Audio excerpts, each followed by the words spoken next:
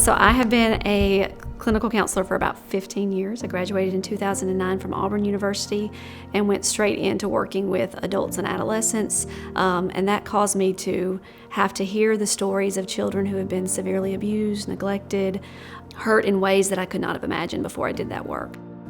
I think I slowly started hearing God say, you can do more. There's more to be done. You can do more. So it was a pull that I had. And then one day, I got to speak to two beautiful little girls, two little sisters. They were 2 years old and 4 years old. And they told me some stories that were really hard to hear about things that were happening in their homes. And again, the conversation came up after that interview about where they were going to go. There was nowhere for them to go. And I had one of the DHR workers ask me, well, why don't you just take them? And in that moment, I felt like it was God saying, this is the moment. Are you going to say yes, or are you going to say no? And so I talked to my husband, and that is where our yes came in, and we started taking foster care classes. But I think that was the moment that changed everything for our family.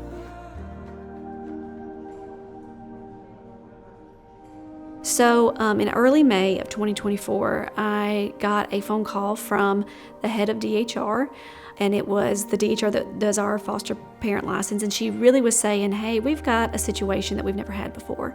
We have a baby who is at Children's Hospital. She was born with half of a heart, and we don't know who would be able to take care of this child. And she's going to have some medical conditions. She's going to have future surgeries. She was ready to go home from the hospital, but there would be upcoming surgeries that would have to happen when she was about 6 months old. And so I brought it home to my husband, and I told him about her and about what the call was. And a few days later, we were on our way to Children's Hospital to meet Aubriana. And as soon as I walked in the room and I saw this beautiful little girl laying in the bed, my heart just melted.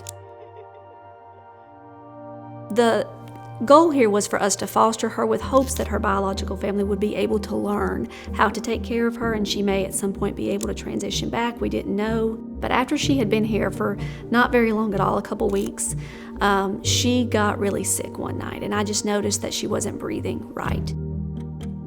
We packed her up, and she was attached to the monitor, and she was okay within her ranges until we got to Birmingham and we got off the interstate, and her oxygen dropped down into the 60s and then the 50s, and the alarms were going off, and I was pulling into that parking deck as fast as I could. We ran her inside. In just enough time, she was crashing. They could not get her to breathe. It was the scariest moment of my life. She ended up having to be intubated, and she coded. Her heart stopped. They had to bring her back. I remember praying in the waiting room of the ICU, just, God, please save her.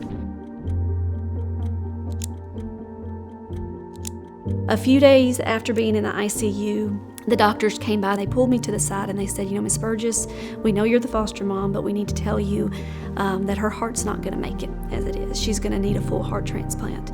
And they said the issue is we will not give a heart transplant to a child who doesn't have a permanent plan that is sustainable, because it is a lifetime of care. So our question to you before we're able to list her is, are you and your husband willing to adopt Aubriana?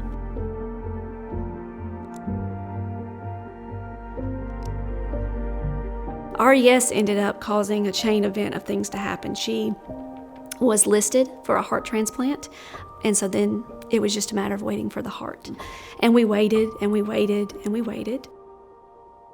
But it is the hardest season that our family has gone through, being separated. We were 2 hours away, but my kids were totally committed to their little sister. I would check on them and ask them, are you okay? And they would say, Mom, we miss you. We want you to come back home, but we want Aubriana to come with you. On September the 18th, I was at the hospital with her, and later that afternoon, we got a phone call that there was a heart. And I felt in that moment God telling me, okay, you finally get it now. Like, this is my story, and you have to let me write it.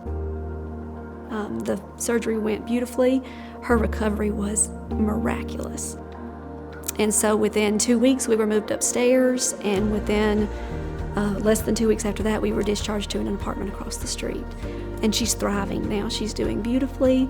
Aubriana has gone on to become our official legal daughter. She was our daughter the day we met her, but she is now legally Aubriana Louise Burgess as of November 26th. And when I look back, what a beautiful testimony to how sovereign God is, how He took one very flawed family's yes, and He saved a little girl's life. We are so grateful that He allowed us to bear witness